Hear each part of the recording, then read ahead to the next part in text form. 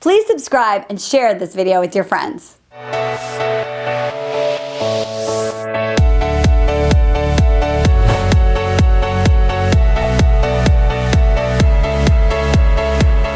Hey, I am texting you. Welcome to the Dating Den, and my name is Christian Anderson, and this gorgeous woman next to me is none other than Marni Battista, dating coach extraordinaire. Gracias. Sí, prego, prego.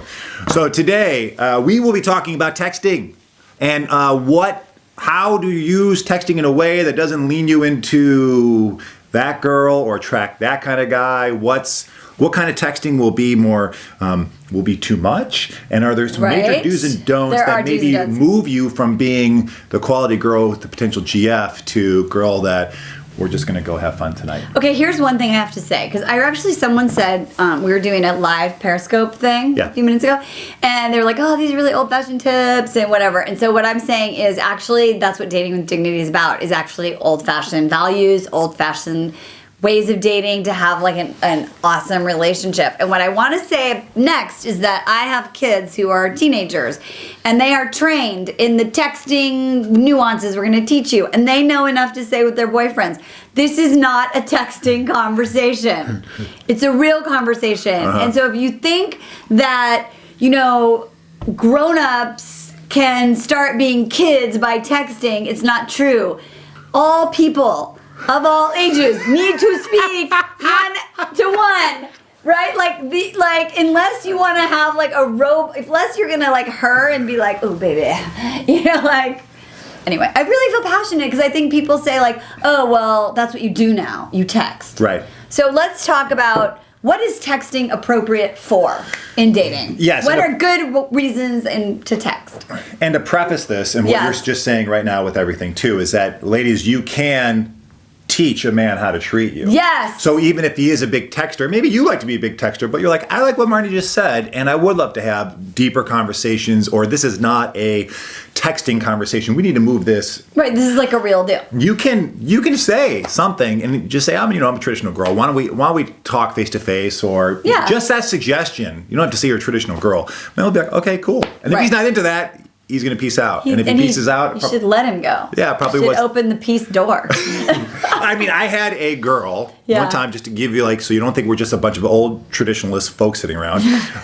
Grandma. And this is what you need to do: show up on a horseback at her house 3 days a week and ask her father if it's okay. No, that would work. But there was a girl I was dating, really into, and I'm a big texter, huge texter. Yeah. And so I would text her.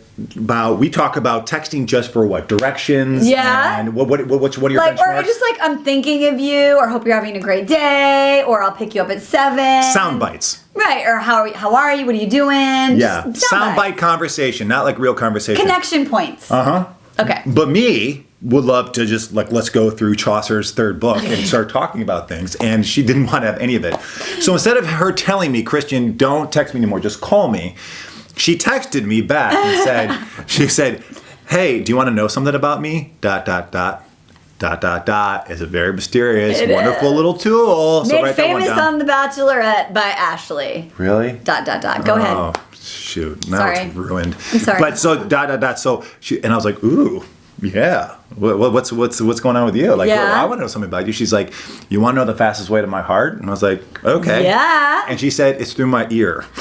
I was like, what? Because I thought the conversation was about to go somewhere else, and I hadn't seen that side of her. I was like, ooh, look at her mixing it up. Kinky. And I was like, ear. And I was like, oh, she doesn't like texting. She wants me to call her. So then I had the choice. Right. As the man, she just told me what she liked. She wasn't telling me what to do. She told me, if I really cared about her, or I really wanted this thing to move, her rules are, I like to talk. So I press send. And I called her, and I felt like such a hero, because now I knew how she wanted to be treated. Right, so you have to, if you want a guy to call you, then you have to give him the information of what you like, and then let him step into it or step out. Yeah, and she had her own creative way of doing that. I really like that. You guys should write that one down. Want to know something about me? That's really cute. Okay, so texting is appropriate for short conversations, connections during the day. I'm running late. check in. How are you? What's going on, babe? Missing you. What do you think about guys texting when they want to ask someone out?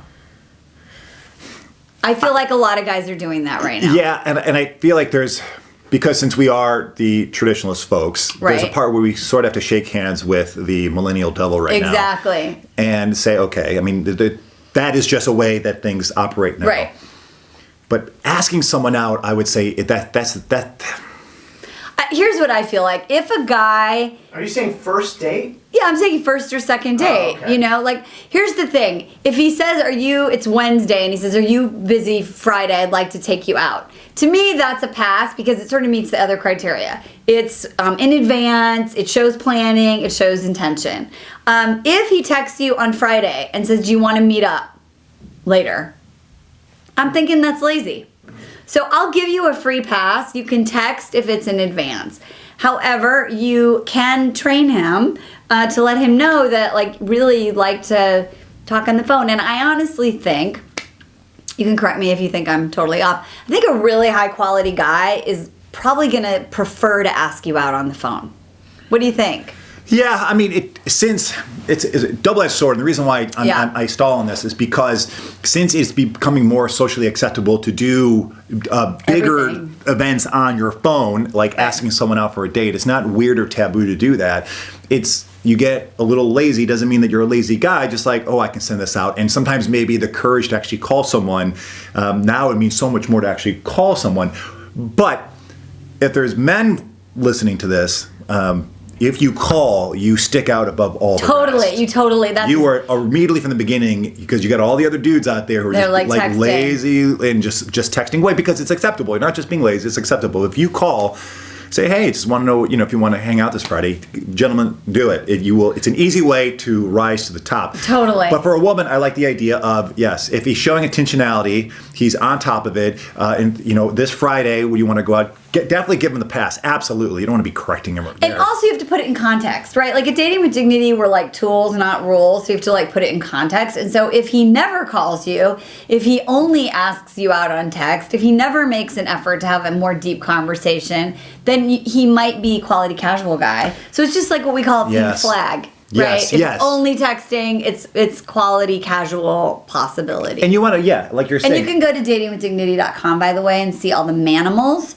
and find out what all the manimals are and what quality casual guy looks like, because he's a tricky one. Yeah. Okay, so here's my other, the rule of thumb. Here's my other thing. Okay. Conversations that the text bubble, do you have any of these? Okay. Are bigger than your thumb, this way. This way. So if it's longer than your thumb, so these are all appropriate. Okay, if it's longer than this, that should be a phone conversation. Okay. Okay, so here's an example. My daughter was having a conversation with her boyfriend, and he was feeling like it was the end. He was like really busy, and he was feeling like he needed some space, and he wasn't being a good boyfriend, and he was feeling kind of crappy about it because he had all this stuff going on, like all these goals and objectives and things that he really wanted to reach. And so she's been trained by me, and she was like, it was starting to get like this. And she was like, you know what? This isn't a conversation I want to have on text. And I feel like our relationship is worth a conversation. So let me know when you are free, we can really have the conversation. And if that's what you need, I'm not arguing the outcome. I'm saying let's do it in a really mature way. Yes. And he was like, point taken.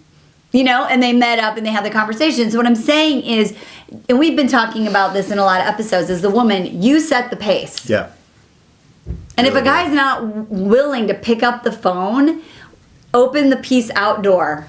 Because a guy who won't man up and have a conversation and is hiding behind the text, I would say is a total red flag for me. And you approach it, obviously, with grace. You approach it from your feminine, not from the masculine aspect, and there's a whole other episode I realize too. But what I mean by that is that you're coming from more of your heart as opposed to from your head. So you're approaching it with a way of grace, using your own essence of who you are. That's going to make this not a command, not this like, I'm going to tell you how to treat me, but just you're offering something up about how you feel about this and what you like, and offering it to him. So then he has a softball to then smack out the park and say, point taken. Absolutely. But if you keep on feeding it, Oh yeah, don't say this isn't like a conversation for text and then leave your own this one. And another thing. Okay, here's my other pet peeve. Ladies, don't send the and another thing text. You're like, blah, blah, blah. Oh, yeah. And another thing. Blah, blah, blah. It's like slamming the door and then walking back in. Yes, and anything that's heavy, just like if it's getting into an argument, if it's getting a little testy, if it's getting a little like we're talking about our feelings, you can always tap out and just say, things get misinterpreted on text. Let's just jump on the phone for this one. Or meet up. And that's great. That sounds mature. It sounds wonderful. Gives an excuse. I love the idea that we owe it to our relationship. Yeah. We really have a good time hanging out. So let's just sidebar this until we get person to person. Okay, bad signs. If someone says, hey. Mm-hmm. Hey is usually the, obligatory kind of booty call or just lazy guy looking for some attention or some fun, and maybe you were part of 10 different people he just texted. If someone says, hey, what's the right response? Like, no response? I would send like 5 question marks. I would do... Hey, back? No, I would probably not respond. I would not respond either. Because odds are that you're part of a chain, unfortunately. Right. Yeah. So it's 9 o'clock on a Friday night. Oh wow, this is not really working out at the bar I'm at here. Let me get 10 girls that I know, hit up, hey, see who responds. Oh, you're hitting me back, great. I'll start going with you. Blah, so blah, blah, don't blah. respond to hey. It's bait. It's just you're seeing what's what fish are out What's there. up? WASSUP. Yes. What's up? Yes. Any others that are like super big red flags? What are you up to? What are you up to? Or my favorite, grammatically incorrect, where are you at? Yeah, where are you at? Where are you at? Yeah, I mean, these are just when you see it's customized to you, that's a good sign. But when it seems like this could have been sent out to 10 different women at the same time to see who takes the bait, you could try and run with it, and maybe you can push him into your corner, but just know that he's only coming in for one thing. So you got to really be strong on your values. Okay, so here's the thing. If you're feeling like you are the woman who responds to all of these text messages and you get in the loop, I would like to personally help you. So would Christian. So go over here if you're on your mobile phone. Yeah. And take the 60 Seconds to Love quiz. And if you're watching it on YouTube, it's down there. Well, and down here. And let us really help you, because we will change your game completely so that you can have quality men tripping over their feet to get to you, sister. Follow you at Let's Talk Dating on Twitter, and then also Let's Talk Dating with Christian Anderson on Facebook. And you can find me at Dating with Dignity on Instagram and at Marni Battista on Twitter. And I want to know, what is the most weird message you ever got on text? Yes. From a guy. Yeah. I want to hear, let's have a weird conversation. Yeah, and I want the most mysterious one where it's like, what? I don't even speak manism. I don't even know what that means. and I want to know, because I think that everything's very simple. So let me know with the weirdest guyism that got sent to you on text. And we'll translate. And hopefully we'll be able to help you out. We'll manslate it. Man. Damn, I'm good. Okay, see you guys later. Mwah. Bye-bye.